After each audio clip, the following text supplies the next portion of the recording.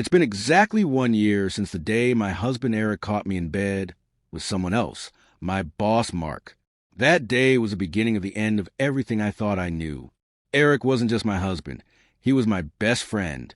We had built a life together over 8 years, but I made the worst decision of my life. I betrayed him in the worst possible way. And when he found out, he didn't just leave me. He made sure I felt the consequences of my actions. The day he found out started like any other Thursday. Eric had left for work early, and I assumed I had the day to myself. Mark and I had been meeting in secret for months, sneaking around like teenagers. That morning, Mark came over to my house, a house Eric and I had built together. I didn't hear the door open. Eric wasn't supposed to come home until late, but something must have changed at work because, without warning, there he was, standing in the doorway of our bedroom. The silence was deafening. Eric didn't yell. He didn't scream. He just stood there, his face pale, his hands clenched into fists. "What the hell is this?" he finally asked, his voice eerily calm. I scrambled to cover myself, babbling excuses that even I didn't believe. Mark, the coward, grabbed his clothes and fled, leaving me alone to face Eric's icy glare. "You have 5 minutes to get out of my house," he said. I begged him to let me explain, but he wouldn't listen. He turned and walked out, leaving me scrambling to pack whatever I could before he came back. That day, Eric kicked me out, and I moved into a dingy motel. By the end of the week, he had filed for divorce. News of the affair spread like wildfire. Our friends, most of whom were close to Eric, stopped talking to me. My family was ashamed and refused to take my side. And Mark? He wanted nothing to do with me after the scandal broke out. A month later, he fired me, claiming it was too complicated to have me around. Over the next few months, I tried to piece my life back together. I found a small apartment and started working at a local diner. It was humiliating going from managing high-profile accounts at Mark's firm to serving coffee and burgers, but I didn't have a choice. Meanwhile, I heard bits and pieces about Eric through mutual friends. He was thriving. He had received a big promotion at work and was dating someone new, a beautiful, intelligent woman named Rachel. It hurt to hear about their happiness, but I knew I had no one to blame but myself. About 6 months after the divorce, strange things started happening. My landlord informed me that my rent was going up by a lot. The timing felt suspicious, but I brushed it off. Then, the diner where I worked suddenly cut my hours, claiming a budget issue. I started applying for other jobs, but every interview ended the same way: polite rejection. It was as if someone was sabotaging my attempts to move on. One night, I overheard 2 of my former co-workers talking about Eric. "Did you hear? Eric bought out Mark's company." One of them said. I froze. Mark's company.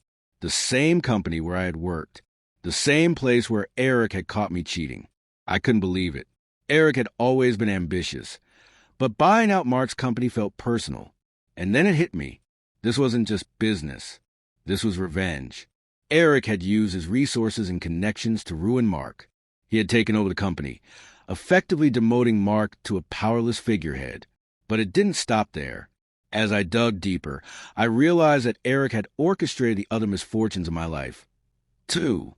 My increased rent. He had bought the apartment building where I lived. My reduced hours at the diner. Eric had ties to the restaurant owner. I couldn't take it anymore. I needed answers. One evening, I went to his new house, a beautiful 2-story home that screamed success. Rachel was nowhere in sight, so I rang the doorbell. When Eric opened the door, he looked surprised to see me, but not angry. "Emma," he said, his voice calm, "what are you doing here?" I took a deep breath. "I know what you've been doing, Eric. The job rejections, the rent, the diner. It's all you, isn't it?" He didn't deny it. Instead, he stepped aside and gestured for me to come in. As we sat in his living room, Eric explained everything. "Yes, I made it difficult for you," he admitted. "But not out of hatred, Emma. I wanted you to feel what it's like to lose everything you care about, to have the rug pulled out from under you, the way you did to me." I sat there, stunned.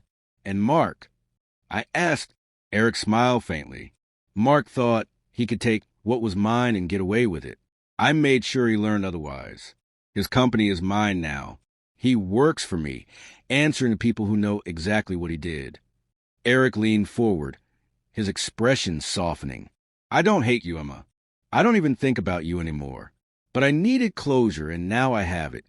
Tears streamed down my face. I had destroyed a good man, and now I was paying the price.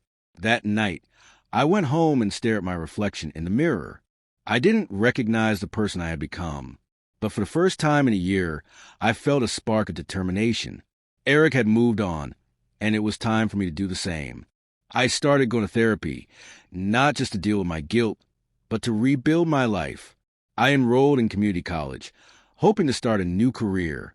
A year after that confrontation, I heard that Mark had left the company and moved to another city. A broken man. Eric, on the other hand, had married Rachel, and they seemed genuinely happy. As for me, I was still working on myself. I had found a new job, made new friends, and was slowly learning to forgive myself. Eric's revenge had changed everything, his life, Mark's, and mine. And while I always cared away at my mistakes, I've learned one thing.